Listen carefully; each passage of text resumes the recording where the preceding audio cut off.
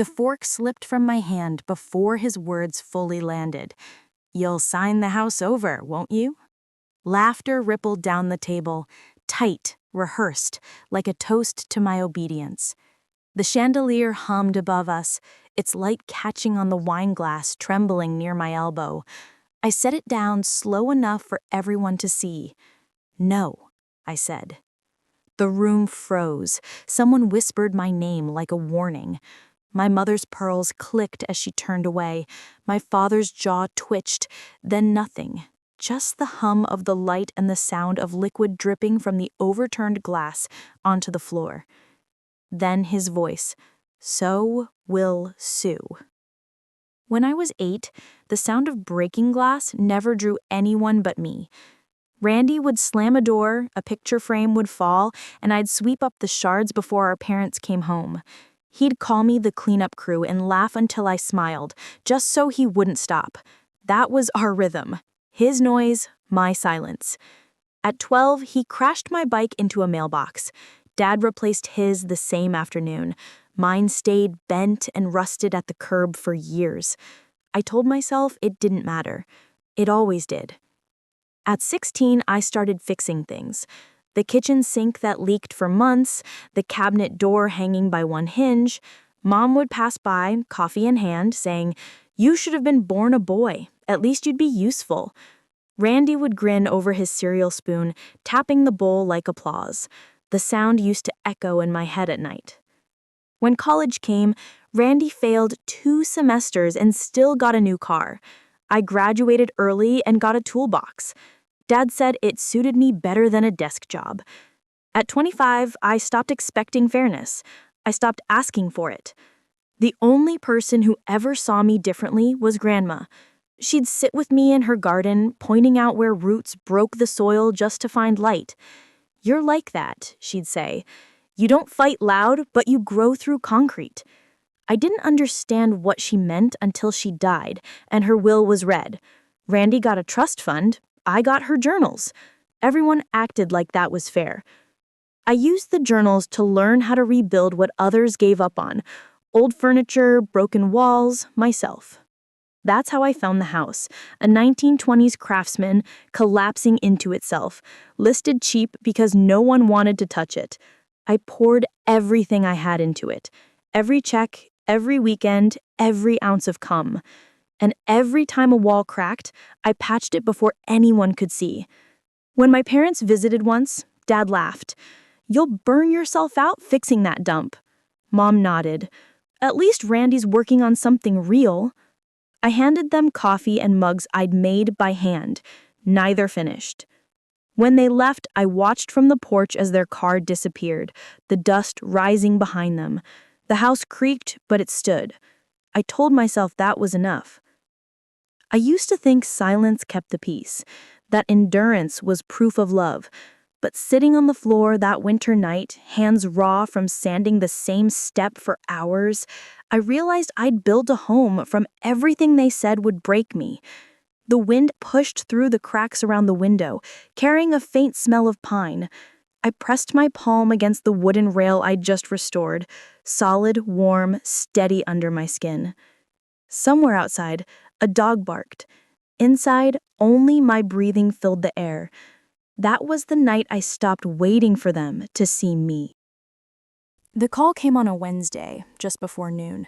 I was standing in the window frame, sunlight spilling in thin, dusty stripes across the floor.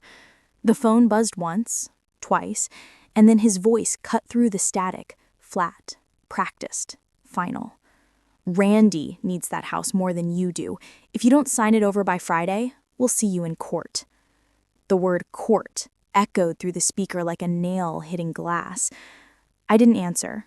Paint dust clung to my wrist, glittering under the light. My breath stayed even. He mistook that silence for fear and hung up satisfied. A few seconds later, the phone lit again. Mom this time. Her tone was sharper, thinner. "You know what you owe us, Nova. We raised you. Don't make this ugly." Then the line clicked dead. The room felt heavier after that.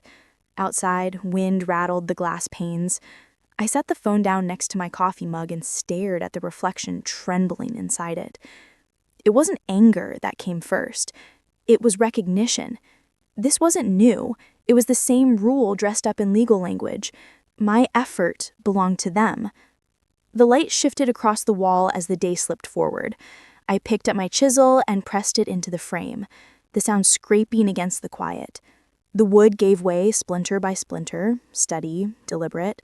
When the dust settled, I stood there, watching sunlight touch every mark I'd made on that house. For years, I'd built with my hands because it was the only thing they couldn't rewrite. Now they wanted even that. I wiped the sawdust from my palms, reached for the chime of keys hanging by the door, and closed my fingers around the metal until it bit into my skin. The keys didn't rattle. Neither did I. That was the moment I stopped being their daughter and started being their opponent. Julia's office smelled like paper and cold coffee, sharp, sterile, unbothered. I sat across from her, my palms flat on the folder I'd brought, the one holding 5 years of proof that I'd built everything on my own. She skimmed through the papers in silence, her pen tapping a slow rhythm against the table. Then she laughed. Soft at first, then louder, shaking her head.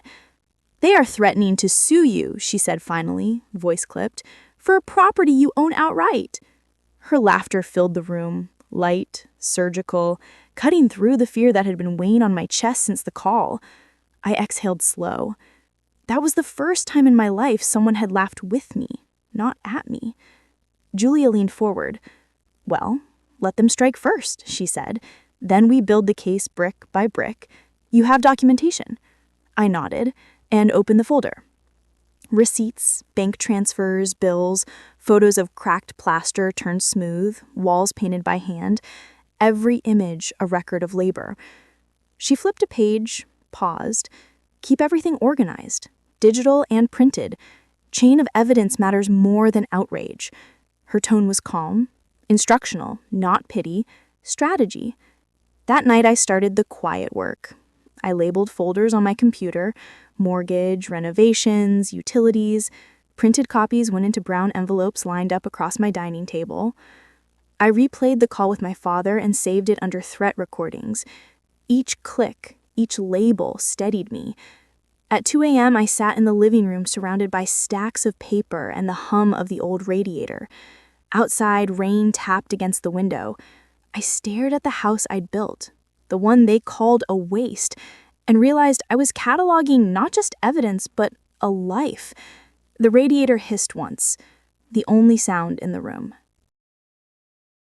A week later, Julia called. "They filed." Her voice didn't flinch. Neither did mine. "Good," I said. "Now we file back." We met again 2 days later. The morning light cut through the blinds, striping the desk with lines of white and shadow. Julia handed me a pen. "You'll need to sign here. Counterclaim, fraud, misappropriation, and tax violation." The words sounded heavy but clean, like glass breaking in the right direction. I signed. "Proof of inheritance left?" she asked. I passed her another folder. Inside, copies of statements from my grandmother's trust records showing how the funds disappeared the same year Randy bought a new car and my parents remodeled their kitchen. Julia scanned, then looked up. "They left a trail." I nodded. "They always do." When she smiled, it wasn't friendly. It was professional satisfaction, the kind that promises results. "Let the system do the talking," she said. At home, I moved through the house, slowly touching each surface as if reminding it who it belonged to. The doorknob I'd polished, the stair rail I'd sanded smooth, the faint scent of varnish still lingering near the windowsill.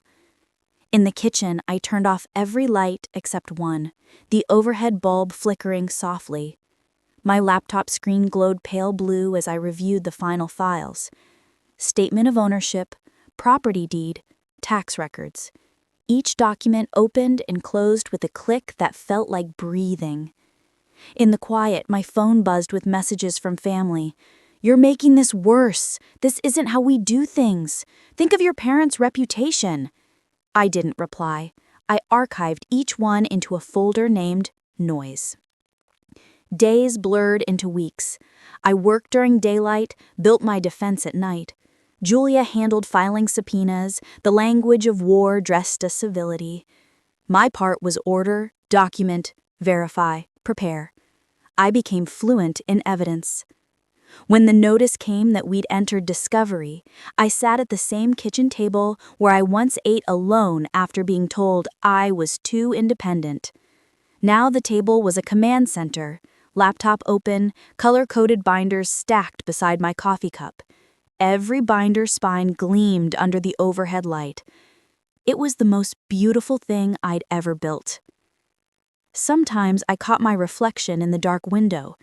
Same face, different posture. Shoulders back, hands steady. No more flinching. Power, I realized, wasn't loud. It didn't beg.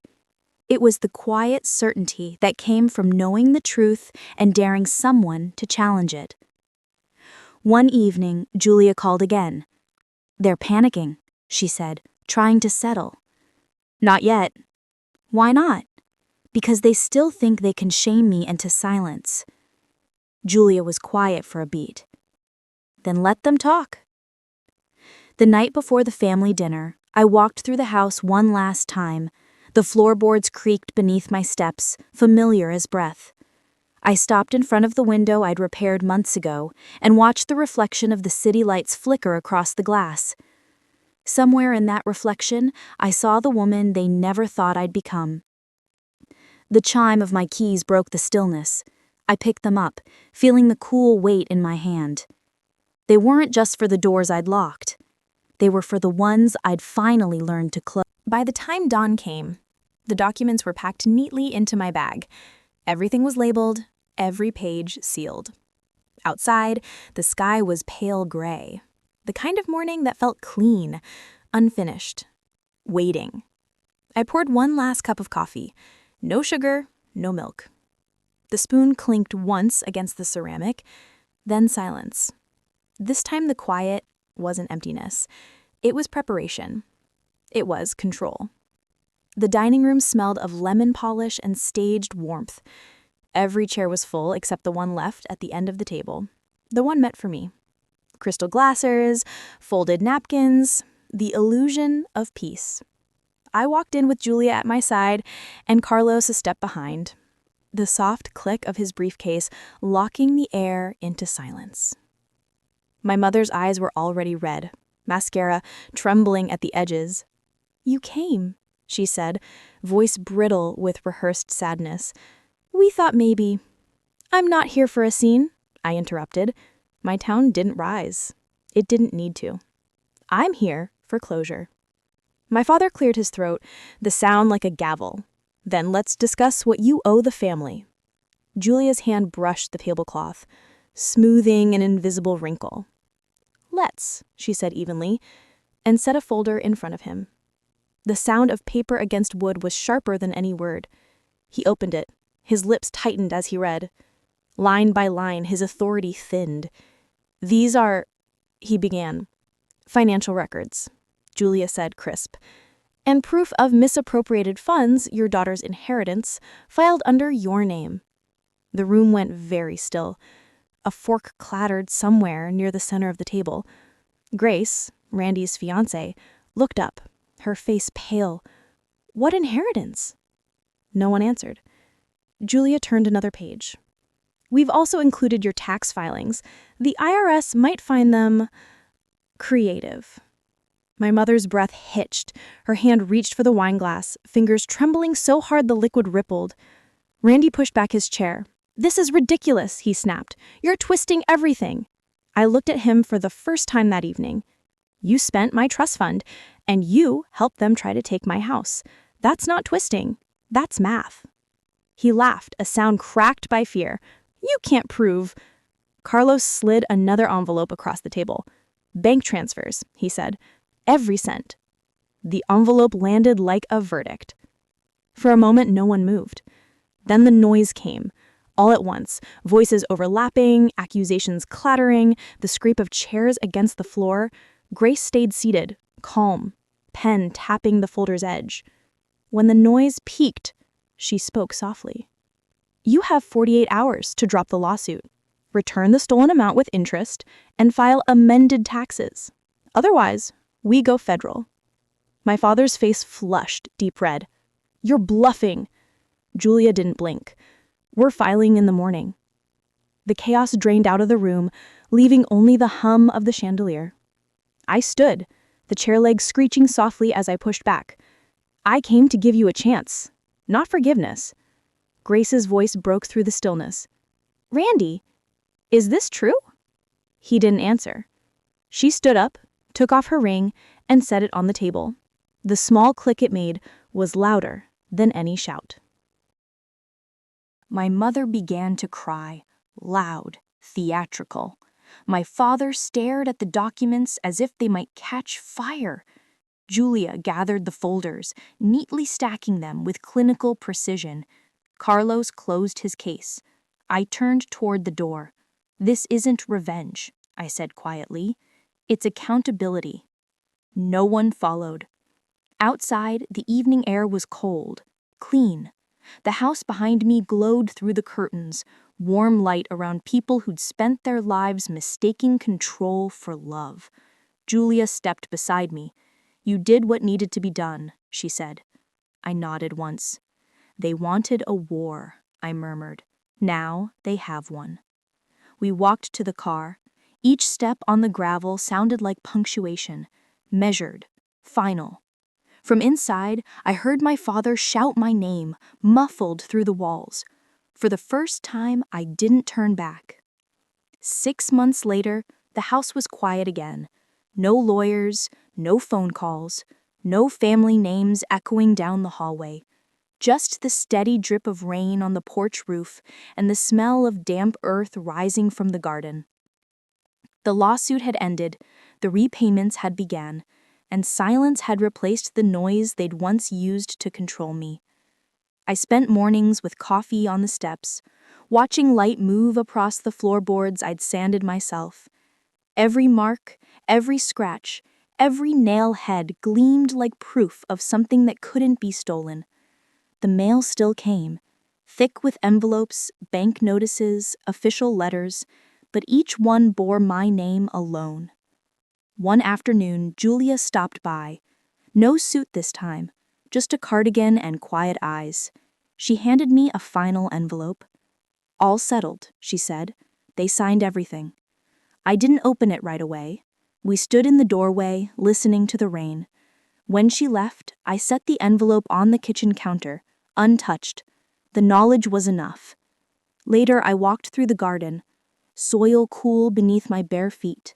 The air smelled clean, like new wood and wet leaves. I thought about Grandma's words, how some roots break concrete just to find light. Maybe she'd seen this coming.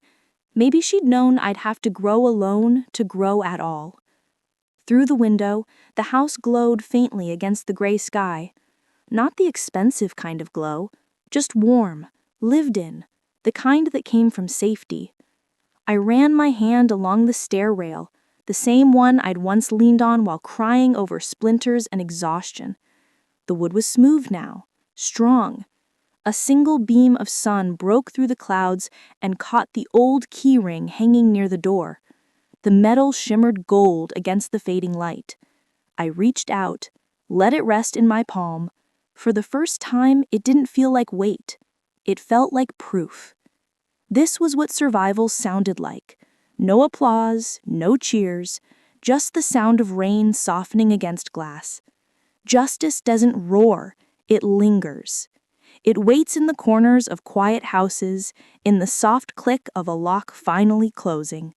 My family thought they could rewrite what I built, but walls remember, floors remember.